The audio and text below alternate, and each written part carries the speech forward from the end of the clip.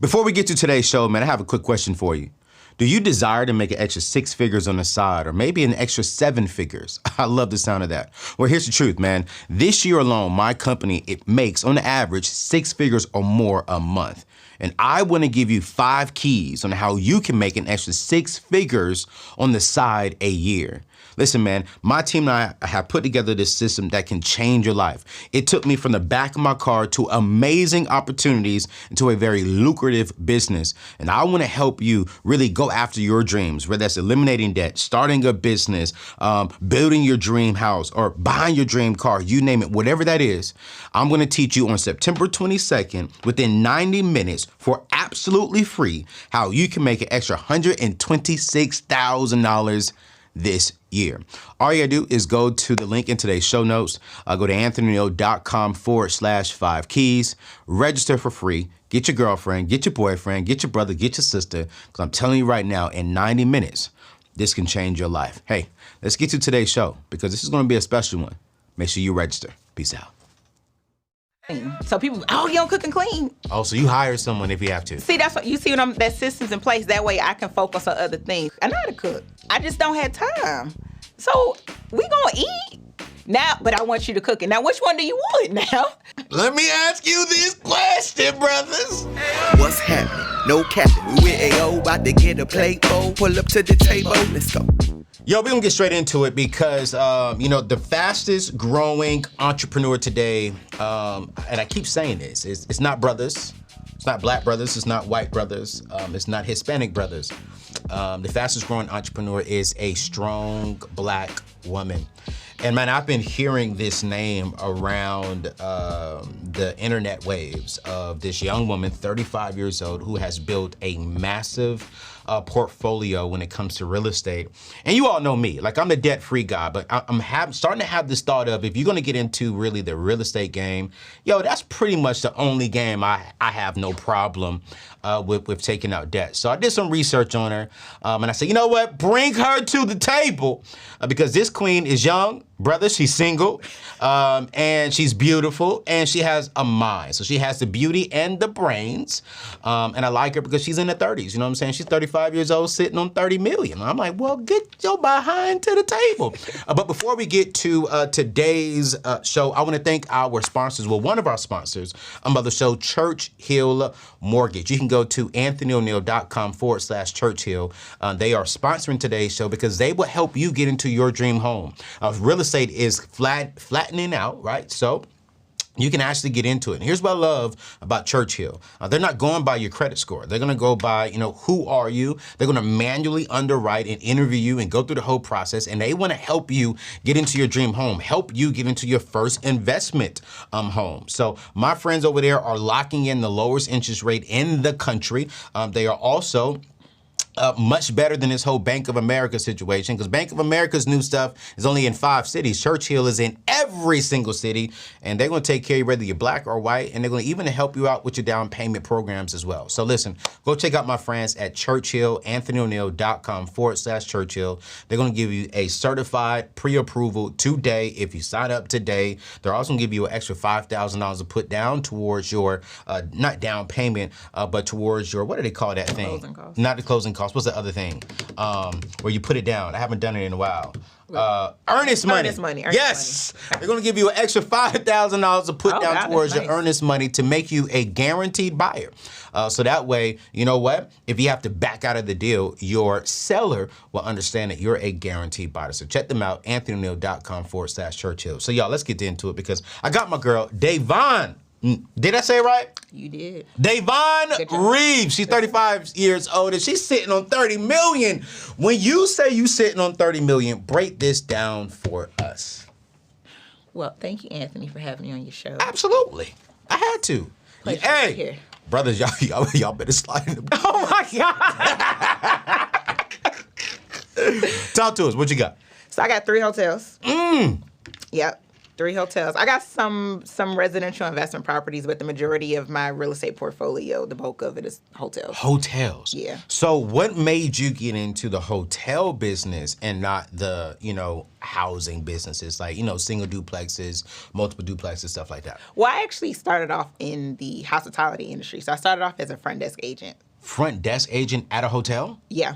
For real? Yep, that's how I got my start. So that's all I knew. I didn't know anything about flipping houses or wholesale. I didn't know anything. All I knew is how to basically check in guests. And I did that while I was in college. For real? Yep, I did that while I was in college. Where'd you go to school? Georgia State University. Georgia State University? Yep, real GSU, go Panthers, that's right.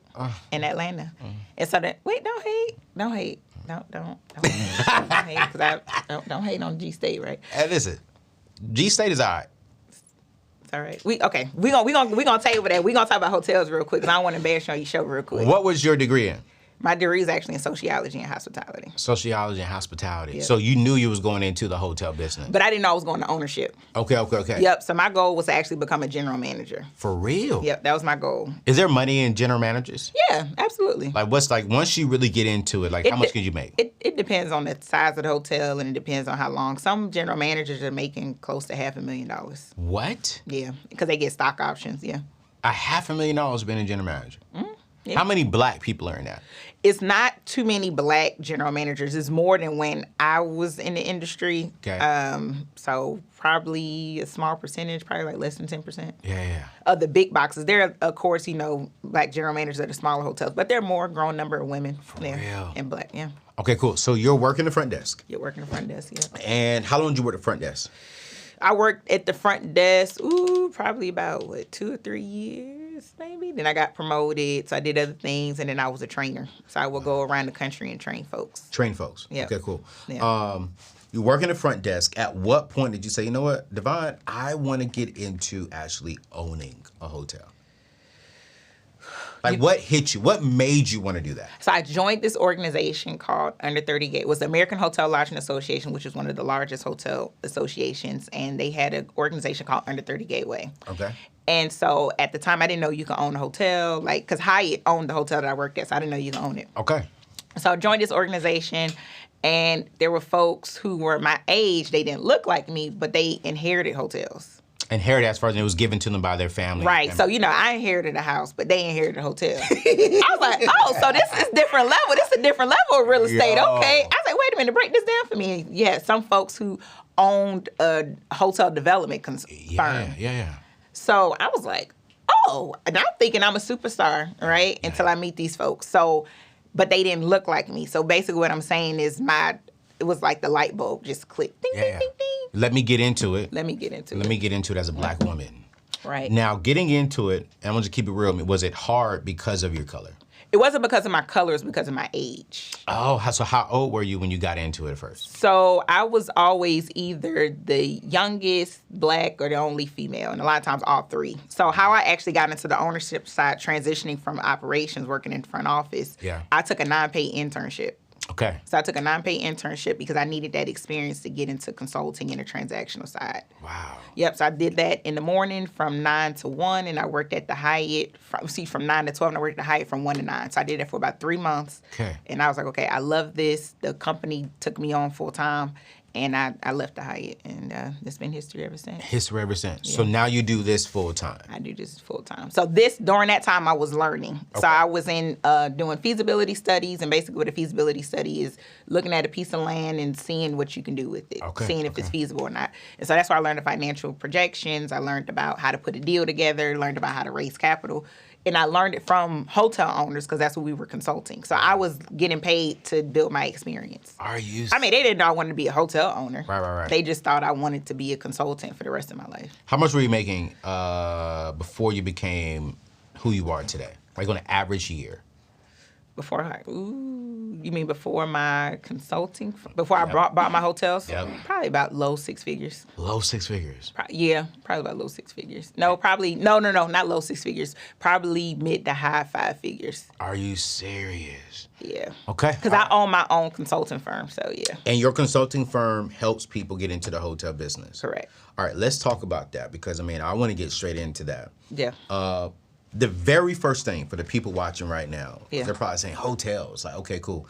Number one, is there money in owning hotels? Like, can you profit? Yeah, definitely. I mean, just like you, so a lot of people, they don't realize that hotels is actually real estate. So it's an operating business sitting on real estate. So not only are you profiting from the real estate component, you're profiting from the business component. That's true, because you're buying a building. Right. You have the land. And then now you're running a business with people coming in and out. Which one is more profitable? So let's say, for an example like me, let's say, you know what? I just want to get into real estate. Would you say get into the real estate side where you just own the building? Or can you even own the building? Or like for example, will Hyatt want to come in and buy the building, or will they lease the building? Probably not a brand, maybe more so of a municipality. Okay. Brands, they don't own the hotels, so they probably own like less than 1% of their portfolio. They actually own the properties. Wow. So it's more of a franchise model. Okay. So that scenario or example would be more so from like a city or something owning the land, and then you can lease it out from them. Real. Yeah. I love it, boy. I love it, boy. I don't know. You getting a little too deep. You ready? Hey, man, listen. When I was studying, I was like, yo, this is actually not a bad idea, because I just invested about 6 figures into a fund. Yeah. This one was actually for apartment complexes. And so, y'all know me. I try to do as much as I can possibly with cash. So I'm testing it out with this first thing, right? But now I'm thinking, like, going down your road, like, okay, cool. I could see for the real estate side of things, taking out some mortgages or whatever that is to get into the game, because it seems like there's a lot of money in that space. But you need to be able to get in there with a good amount of money. Yeah, definitely cash is king. Yeah. That's with anything. And also you want to be capitalized. So hotels are very capital intensive, real estate. Okay. And it's complicated to get financing for hotels because they want to, because again, it's an operating business. Multifamily, you could just bring in the rent roll, you getting, money for 6 to 12, 18 months. Somebody's going to be coming in. Yeah. Hotels, it's a nightly lease. So you don't know if people are coming in. And then one thing about so multifamily and apartment complexes, people are always going to need a place to stay, regardless if it's the economy's doing. Hotels is based on the economy. So if the economy is doing poorly, the hospitality. Think about COVID. Yep. I mean, you got hotels struggling, like shutting down. Yep. Well, that's how I ended up getting my hotels, because we bought it during COVID. Oh, right. So you bought it when it was low and they were hurting. Right. And then you stepped in there like, boom, we coming back. See, I missed 2008. Yeah. We were young then. I probably, if I was smart, I had a little cash. See, I wasn't smart. What you mean you had a little cash? I had a little cash. Family took care of you? Family took care of me. So wait, hold on. I had a good grandmama. Your grandmama, she was. I didn't listen to your podcast. What you mean? If your podcast would have been on back then, you know what I'm saying? Listen, if my podcast would have been on back then, I would be further along my journey. Shoot. So your grandmama passed down some wealth to you. Yeah. What? Yeah, she was still alive, but yeah, she made sure her grandchildren, it was just me and my sister, but yeah, she made sure it was okay. She set up college funds for us.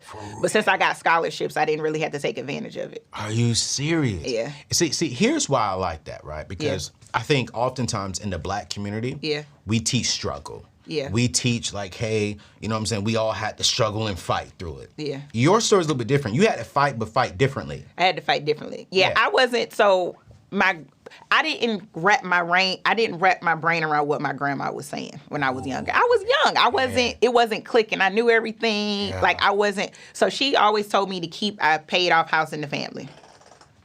She always said, keep a paid off house in the family. She Come said, on, Grandma. Oh yeah. So now I'm taking it to the next level. So I'm gonna keep a paid off hotel in the family. Hey! Yeah. Yeah, that's the goal. Yo, Grandmama said, yo, we gonna keep wealth in the family. Yeah, but it didn't resonate. Like, my grandma, she died with no debt. Okay. She paid off her funeral. She paid off her funeral 10 years before she died. Yeah. Yo, rest in heaven, Grandma. Yeah. I know she's smiling down right now looking at you. Sometimes she be, shaking her head a little bit. That's life. But that's all right. That keeps me humble. Man, yeah, that's good. So yeah. I like that. So Grandmama set you up. You always have an emergency fund. Always. Yeah, keep your credit good. There you go. Yeah, your credit is your name. She said her credit is her name.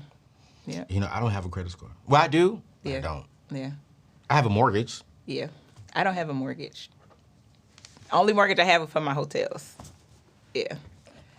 I'm just doing what my grandma said. It's clicking. It's clicking. She was like, you got a mortgage, I don't. You know, hey, man, listen, I'm going to be there one day. Give me some love on that, though. I like that. She was like, I don't have a mortgage. So, all right, cool. I want to get into the hotel business. What's the first thing that I do? The first thing you want to do is make sure that you're financially capable of getting into the hotel business. And what does that look like? So let's talk about on the personal side. So on the personal side, so it's two directions you can go. You can go the passive route, you can go the active route. So what you just said as far as with the multifamily you were talking before, it sounded like you went with the passive route because somebody else is running it for you. You just invested passively. Okay, so that's passively. So that's passive. It's like, because you have a business that you know, you're running, this is your baby. You like, let me just let my money grow and somebody's going to handle it. That's the passive route. So that's one route you can go. Okay, but you still want to make sure you have enough money that you can lose because investing is risky. Yes. So if I don't recommend for people to invest their life savings or if they're saving up for a house, I don't recommend anybody to do that, no matter how good the deal is, because it's risky and you don't know if you're going to get it back. Anything you're investing. Exactly, right? So that's one route. Okay. So the next route be if you want to own it yourself. Like if you want your name on the mortgage, name on the franchising agreement, you probably need to be capitalized, at least have depending on the size of the deal, but $500,000 to $1 million. And that doesn't just have to come from you. Okay. It could be you got 100, you got 4 of the friends, they got 100 each, now y'all got $500,000. So then the name, it will be in my name.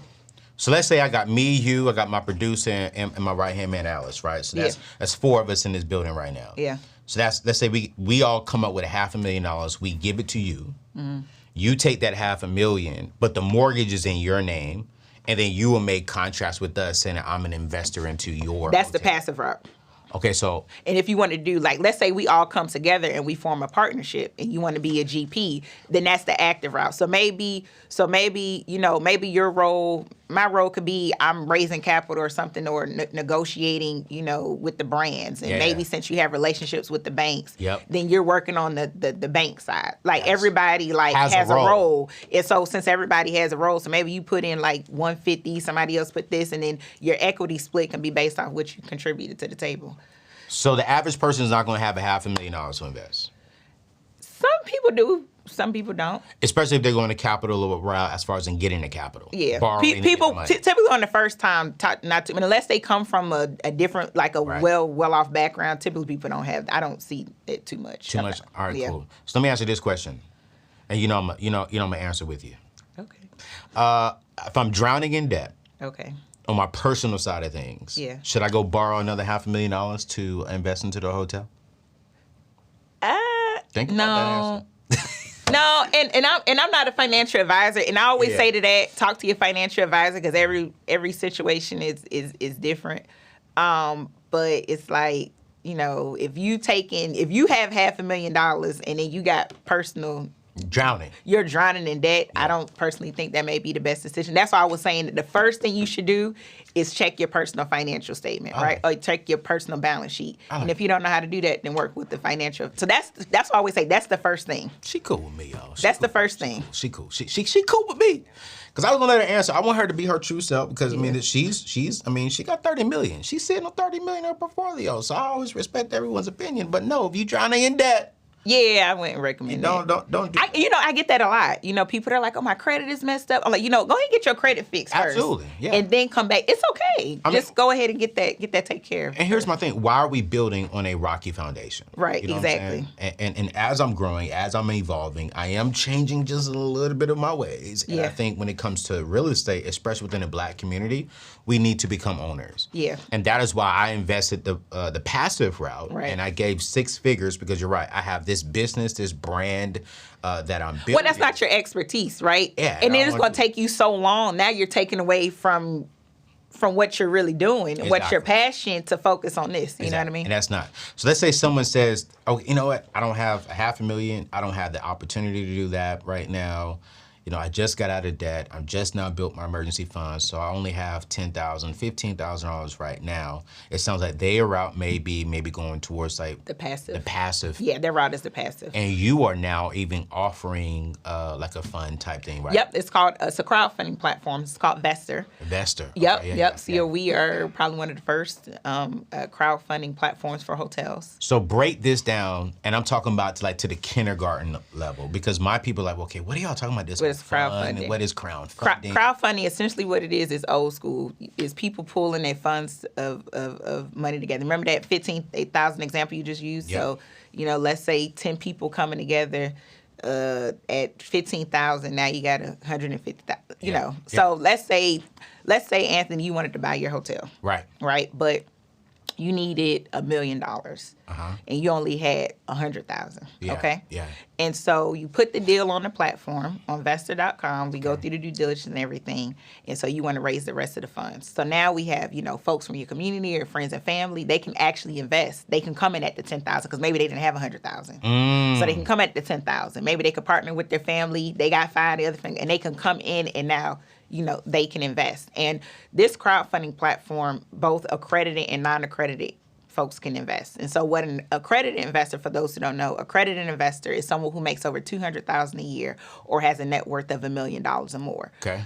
And not everybody are accredited investors. Right. But that also leaves a lot of people from not investing in great opportunities. Right. Because of a lot of the great opportunities where people really make their wealth, only accredited investors can invest. So what's the non-accredited? So a non-accredited investor is anyone who falls under that category. So let's say you have you make $100,000 a year, and you have a net worth of $900,000, excluding your primary residence. Right. Technically, you're not an accredited investor.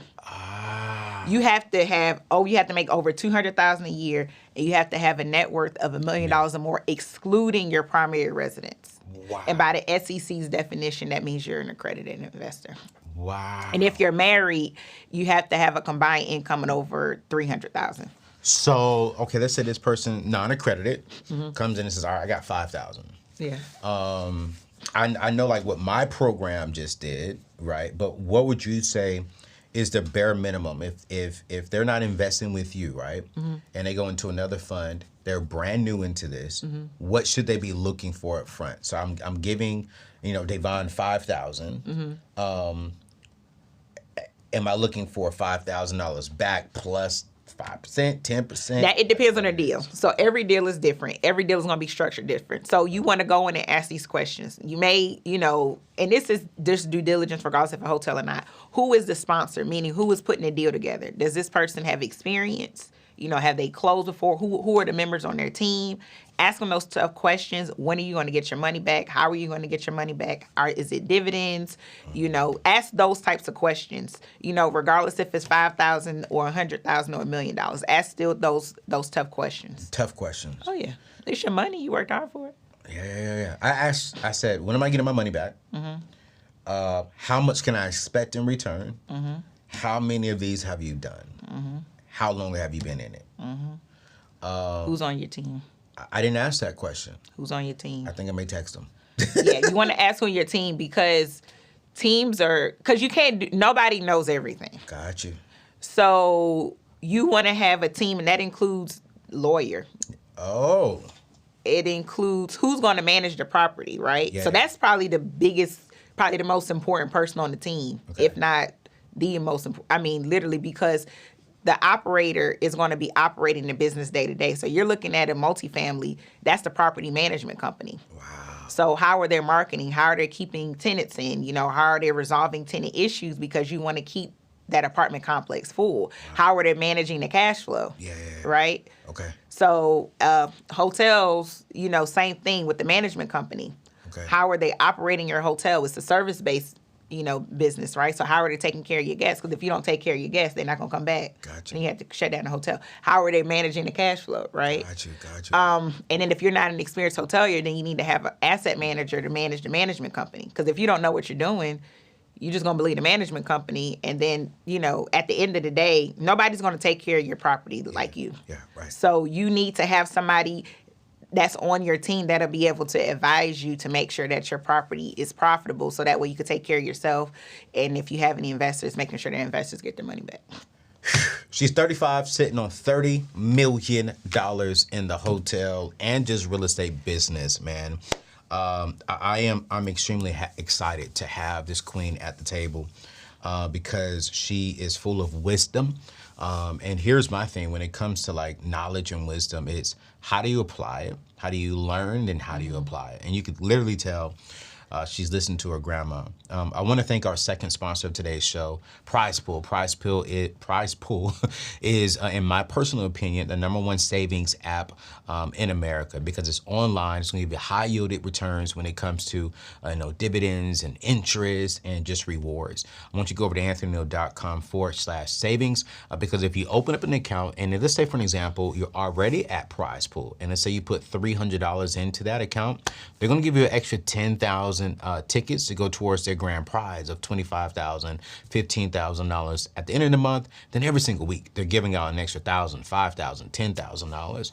And so my people only go to anthonyneal.com/savings and they will give you extra 10,000 tickets to go towards their grand prizes because, hey, they love us. And so I want to remind you of that. Before we go, because this is absolutely amazing. Man, I wish we had more time on our Wednesday shows. But you have a book called How to Buy a Hotel, The Roadmap to Hotel Ownership. That's correct. And what's all in this book? So literally what we talked about, but it's broken down a little bit more. Okay. So I talk about, you mentioned some of the first things you should do. Mm-hmm. First thing, personal financial safety. The next thing is ownership thesis. That's more so like a compass to kind of guide you. Say that again. Ownership thesis, some people call it investment criteria. Okay. It just literally walks you through, what type, because there's so many hotel types. There's over 20 hotel types. There's over 100 different brands. Okay. So it'll walk you through, kind of navigate. Also have, it's a visual component as well as different interviews with different hotel experts. Wow. So one with my business partner, he's a genius when it comes to analyzing deals in less than 20 minutes. Yeah. So I walk you through how to analyze a hotel deal in 20 minutes or less. All right. Last 10 minutes of the show. Okay. Let's get real. Should I be worried? I'm gonna start sweating. Yeah, you are. All right. Don't miss my makeup. You're 35, and that's what my birth certificate says. Yeah, and you're a single mother. You're not raising your son by yourself because he has a great father who's in his life. Mm-hmm. You're 35, single mother, raising a child with another good man, and you're running this business. How are you doing that? Before, I would have said, oh my gosh, team no sleep. Now, I'm big on systems. Are you? Yeah, because I realized I was leaving a lot of money on the table and leaving the most important thing, my health on the table. Ooh. Because that's big. Like, I won't be able to be there for my son or live my life or live to be 92 like my grandma because I got to take care of myself first, right? So definitely putting systems in place, bringing folks on the team. My hotels, so we bought into that business, so that has a management company. Okay. But my other companies, which is my consulting and then my crowdfunding platform, so definitely bringing team members in place and putting systems. I'm not a process person, so that's why you hire people to help you develop those processes and put those systems in place. So that's what I do. So do you prioritize being a mom? Do you prioritize you being single? Because, I mean, you're single. You're not married, so you have your dating life, and then you have the business life. How do you juggle between those three? It is very hard. I do prioritize being a mom. Okay. Because this could, I don't want to, because my parents were present, especially my mom when I was growing up. Okay. So I remember her I was in a marching band, so I remember her being at, my games and come with me. Like, I remember that. And and I've heard stories where children, they didn't have their parents there because their parents always working. And that's an excuse to me. So I want my son to know, okay, my mom is here. I remember her coming to my games. When I needed her, she was there. Okay. So, being there for him is a priority. Now, since I have my systems in place, starting to get back to the dating world. I do travel. Okay. I do work. Okay. And so how I balance is just, I take time and I know when to say no. Yeah. When it's too much, it's too much, and I say no. And plus, not even that. You make time for what you would make time for. Do you? Yeah. I do. I make time for what I want to make time for. I don't think I can make time for everything I want to make time for. When some things I can do. Right. Some things I can't. Some things I won't be able to make. Yeah. But then that's when I weigh, okay, what's more important? Yeah. Right, you know? If I feel like I'm traveling too much and I'm not seeing my son too much, then you know what? I may have to say no to some things so that way I can be there with my child. So I'm really good at listening, right? When I went to seminary school, one of the things that we were taught was to don't listen to just what the individual is saying, also listen to what they're not saying. You know where I'm about to go? Where you about to go? You spoke a lot about your grandma. You spoke a lot about your mom. I don't hear no men in your story. Oh, my dad? Yeah. Or granddad. Well, I didn't, my biological grandfather, but my dad, I was a daddy's girl. Oh, okay, cool, great. Whew, No, I was like a straight up daddy's girl. Oh, okay. If you look on my Instagram, it's straight there. I was like, oh, Lord, Jesus, we ain't got no brothers in this story? I have a younger brother. Okay. But I'm a straight up daddy's girl. That's good. Yeah, I was like, really your brothers. We got to step up. Well, that's true. But my dad, my dad, he was a firefighter. And For so real? he wasn't big into entrepreneurship. I remember when I first started my, he was like, no, because he believed in you go to work. Absolutely. You get a pension. Absolutely. And then you die. Absolutely. Like that was his, That's my dad. he had the same job for 25 years. Wow. He was a firefighter. Yeah. And there's nothing wrong with that philosophy because it worked back then. You know what I'm saying? I think now, in today's day and time, I think having a good career is important. Yeah. Because people like you and I, we need solid people who want to work 9 to 5. Right. Everyone can't be an entrepreneur. And I'm glad that you said that because I think a lot of people, especially what's going on social media, people are feeling like they have to be an entrepreneur, like they're failing. And I'm like, no, because matter of fact, the majority of my investors are people who have corporate jobs or work 9 to 5. Like I don't have. Matter of fact, none of my investors in any of my deals or my platform. They're entrepreneurs. Yeah. They may be entrepreneurs on the side, right? But their main job is they're in corporate. And that's what I want to say. Yeah. It's like, yo, if you have a good career, have a good career. Yeah. But what can you do on the side that can generate you some good income? And I'm very big on this because I met this one guy he makes $225,000 a year. No, I'm sorry. He makes $68,000 a year in his job, but makes $225,000 on his side business. And I was like, well, how come you won't leave? He said, because I actually enjoy what I do for my career. I thought he was going to say because it benefits. No. He was like, I enjoy it. You know what I'm saying? He was like, but the $225,000, it's just like, that really pays my bills. And he says, bro, this is my play money over here. And I was like, wow. And I believe that there's nothing wrong with having a career, but also, especially in the Black community, we do need to build something so that way we're not held to this. Held in with multiple streams of income. You know, we can have it, grow it, go from there. So, well, my personality didn't fit with me being like in corporate. Like I'm more of a, I'm thriving now because I'm more of a strategic creator. And another thing is like I'm passionate about building my own brand and helping, others. Like going back to, now you got me talking about my daddy now. Oh, let's talk about him. Let's talk about a Black man on this show. I love it. I love my daddy. Hey. He's not here with us, but my daddy. Man. I know, I love my daddy. But I even dedicated my book to him. I saw when I opened it up. So my dad, I remember when I was working in corporate, he was like, Davonne. He was like, everybody at that job I had a Ford Explorer. I love my Ford Explorer. It was paid off. I had about close to 200,000 miles, but it was still going. Wow. It was paid off. No. Hey, it's all about paid off. It still worked, right? And so he would make fun of me because he was like, Davonne, everybody in your parking lot have a nice car but you. Basically what he was saying is you need to do more. Don't continue to work. If you're not valued, if you're not getting paid enough, don't stay. Don't just be loyal just because of, he was basically learning from his mistakes. Like, he's like, I want you to be, better than me. Of course, he saw a little bit, but he never saw me own my own hotel. He saw a little bit. He see it. Yeah, I want him to check in it though. Pop see it. He see it. Pop see it. You know what I'm saying? Yeah. And he's proud of it. You know what I'm saying? Yeah. And I love seeing my Black sisters really building and doing it. I think men get intimidated. Do men, when you're dating, are they intimidated by you? Some, I just literally got back in the dating pool because I took like a hiatus. Cool. Makes sense. Yeah. It's difficult.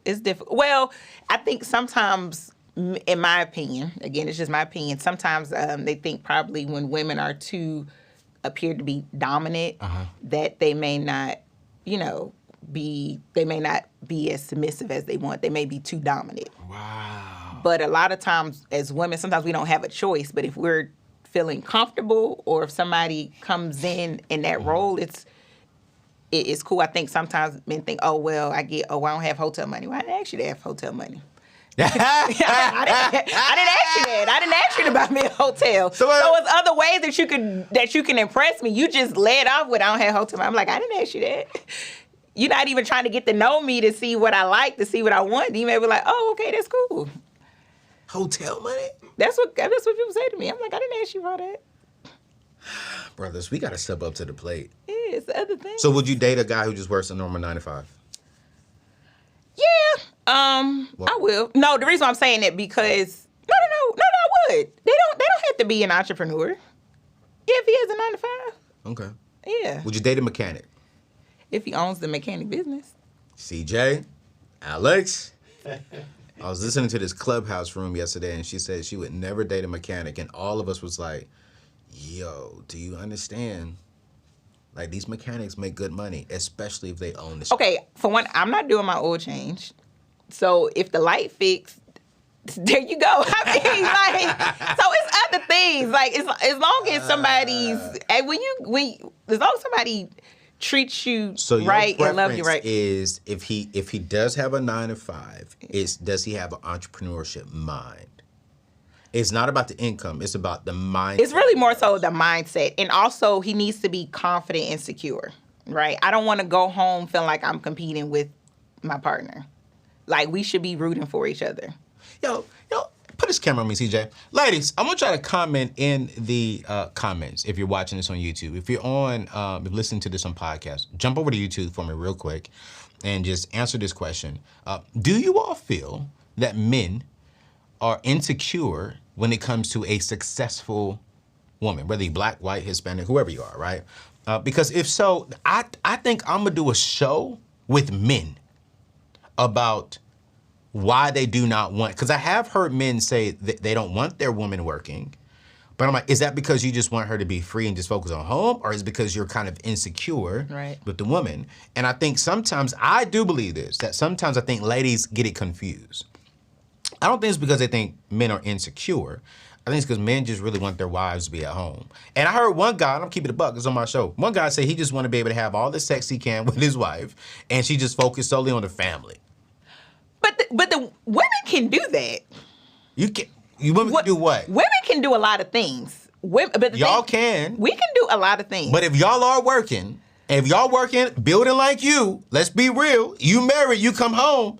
I've had married friends say that sex be kind of like lazy. The reason I'm not gonna talk, because I'm really gonna get people in my DM. I'm not gonna answer that. Don't do it. They're already in DMs. Now your response right there, they're already like, oh wait, I know what she about to say. I'm not gonna say anything. But that's what some of my close friends say is like, man, listen, that entrepreneur woman sex and intimacy with their spouses sometimes is not the best because they're so tired. Well, that's why I don't cook and clean. So people, you don't cook and clean. Oh, so you hire someone if you have to. See, that system's in place. That way I can focus on other things. Think about, I gotta come. Systems. That's why. So think about it. What you want to eat? Oh, I gotta cook. Now I can't focus on you. But if I got somebody cooking, you gonna make sure. I just told you I'm a grandma's girl, so I'm gonna make sure you fed.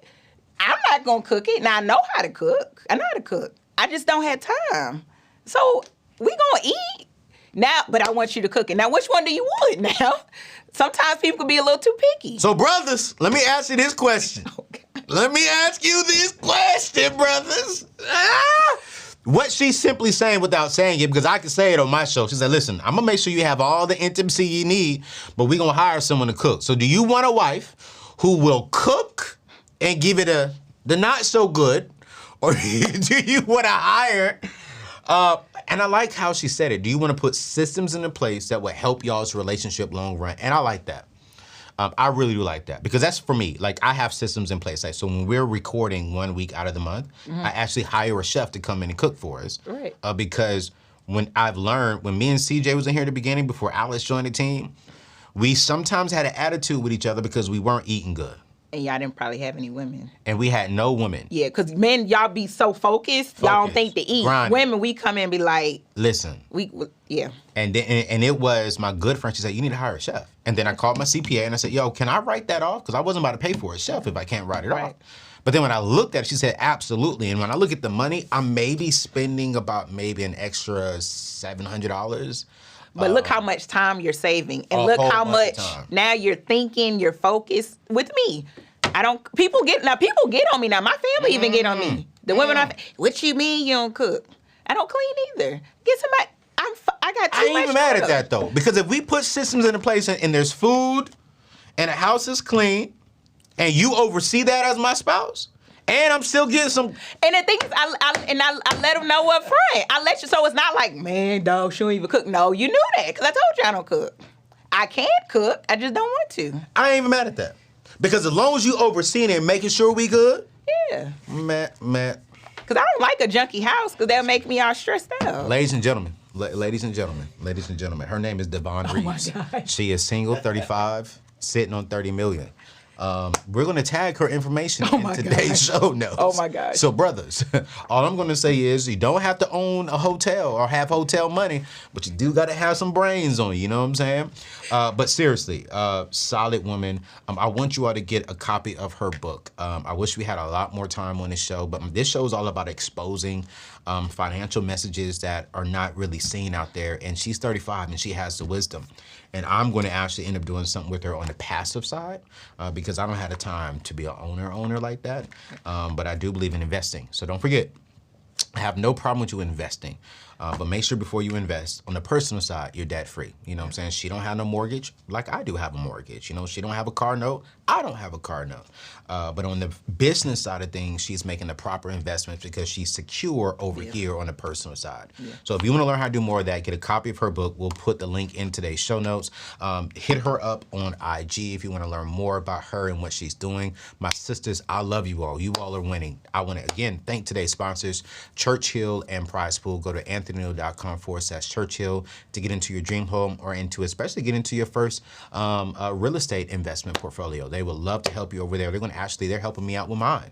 Then go over to Prize Pool so you can park your money. So as you're saving to invest, you have a high yielded savings account over there at Prize Pool, anthonyneal.com/savings. So it's your boy Anthony Neal. We love you. God bless you. And we'll see you in the next show. Peace out.